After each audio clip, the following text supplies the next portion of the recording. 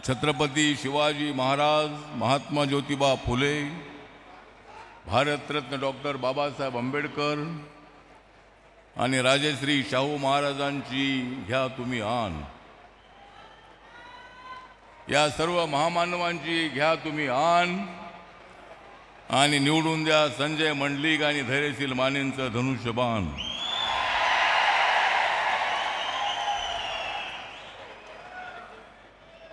या महाराष्ट्रातली महाविकास आघाडीची फेकून द्या तुम्ही घाण।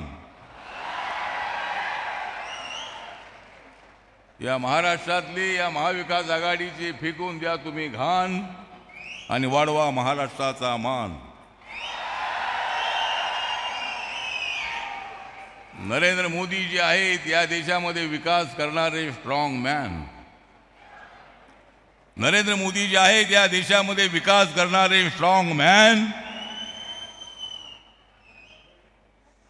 उद्धव ठाकरे आणि राहुल गांधींवर लावा तुम्ही बॅन।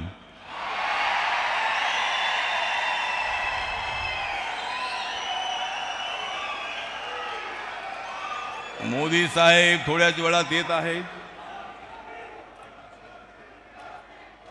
या प्रधानमंत्र्यांची जी आहे गादी, प्रधानमंत्र्यांची जी आहे गादी, त्याच्यावर 4 जून नंतर बसणार आहेत नरेंद्र मोदी। आम्ही या ठिकाणी शाहू महाराजांच्या गादीचा सन्मान वाढवण्यासाठी नरेंद्र मोदी येत आहेत। नरेंद्र मोदीजी कुणालाही घाबरत नाहीत। नरेंद्र मोदींना सगळे घाबरतात। नरेंद्र मोदीजी या देशाच्या विकासासाठी काम करताय। या देशाला बाबासाहेब आंबेडकरांनी दिलेलं संविधान मजबूत करण्यासाठी काम करतायत। कोण म्हणतो या देशाचं संविधान बदलणार आहे? जो कोणी म्हणेल त्याचं थोबाड फोडल्याशिवाय आम्ही राहणार नाही।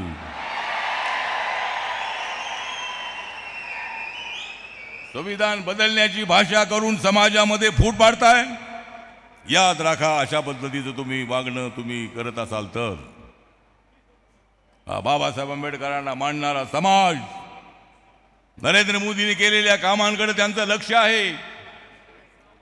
त्यांच्यामध्ये किती गैरसमज करण्याचा प्रयत्न तुम्ही केलात तरी माझा समाज, माझा बौद्ध समाज, माझा दलित समाज, माझा आंबेडकरी समाज हा नरेंद्र मोदींच्या पाठीमागे ताकदीने उभा आहे सगळ्या देशामध्ये। कशासाठी समाजामध्ये फूट पाडताय? अरे कित्येक वर्ष तुम्ही केली या देशाची लूट, कित्येक वर्ष भ्रष्टाचार करून या देशाची केली तुम्ही लूट, आणि आज तुम्ही समाजामध्ये पाडताय फूट। अशा पद्धतीची अत्यंत चुकीची रणनीती या लोकांची आहे। आणि म्हणून या ठिकाणी मी रिपब्लिकन पक्षाचा अध्यक्ष म्हणून, मी नरेंद्र मोदींच्या सरकारमध्ये सामाजिक न्याय खात्याचा राज्यमंत्री म्हणून या कोल्हापूर नगरीमध्ये मी आलेलो आहे राजश्री शाहू महाराजांचा सन्मान करण्यासाठी। बाबासाहेब आंबेडकर आणि राजश्री शाहूंचे फार जवळचे संबंध होते, परंतु काँग्रेस पक्ष आणि या महाविकास आघाडीने आमचे शाहू महाराजांना या ठिकाणी तिकीट नाही द्यायला पाहिजे होतं। त्यांच्याबद्दल आम्हाला आदर आहे। संभाजी राजेंना एक वेळेला बीजेपीने राज्यसभेवर पाठवलं होतं आणि अशा पद्धतीनं ठीक आहे, त्यांना उभं राहण्याचा अधिकार आहे, उभे राहा, उभे राहा, 4 तारखेपर्यंत उभे राहा। पण 4 तारखेनंतर तुम्हाला बसावं लागेल।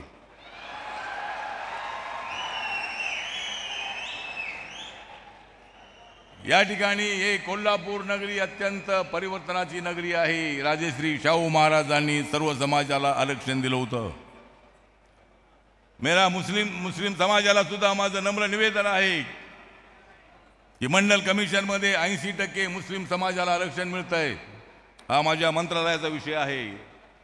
ओबीसी समाज हा माझ्या मंत्रालयाच्या अंतर्गत येतो आणि ओबीसीचं जे आरक्षण आहे ते आरक्षण जे 27% आहे त्याला अजिबात धक्का लागणार नाही। पण मराठा समाजाला आरक्षण मिळालं पाहिजे ही मागणी जी मराठा समाजाची आहे। माननीय एकनाथ शिंदेजी, देवेंद्र फडणवीसजी, अजितदादा पवारजी यांनी मराठा समाजाला 10% आरक्षण देण्याचा निर्णय घेतलेला आहे. मराठा समाजाच्या पाठीमागे आम्ही आहोत आणि म्हणून या ठिकाणी आपला जास्त वेळ मी घेणार नाही. बरंच ऊन आहे आणि या उन्हामध्ये आपण प्रचंड मोठ्या संख्येनं या ठिकाणी उपस्थित आहात. थोड्याच वेळामध्ये माननीय आदरणीय प्रधानमंत्री नरेंद्र मोदीजी मंचकावर येणार आहेत. त्यामुळे आपल्या सर्वांचा मी जास्त वेळ घेत नाही, पण एवढंच सांगतो की माझा रिपब्लिकन पक्ष महायुतीच्या पाठीशी आहे. माझा रिपब्लिकन पक्ष देशामध्ये NDA सोबत आहे, नरेंद्र मोदींच्या सोबत आहे आणि 2024 मध्ये जी आता निवडणूक होते त्या निवडणुकीमध्ये तिसऱ्यांदा माननीय नरेंद्र मोदींना प्रधानमंत्री करण्यासाठी आणि मला मंत्री करण्यासाठी आपण सर्वांनी आमच्या पाठीमागे उभं राहावं आणि या 2 जागा आपण चांगल्या प्रचंड मताने निवडून आणाव्यात अशा पद्धतीची अपेक्षा व्यक्त करतो. आणि सर्व मान्यवर या ठिकाणी उपस्थित आहेत. मी काय कुणाची नावं घेणार नाही. मी सर्वांचे या ठिकाणी हार्दिक आभार व्यक्त करतो आणि माझे 2 शब्द संपवतो. जय भीम, जय भारत, जय महाराष्ट्र.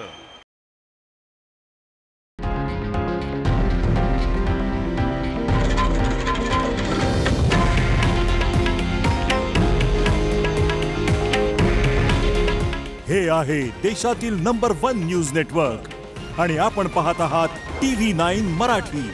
काळजी तुमची, हित महाराष्ट्राचं.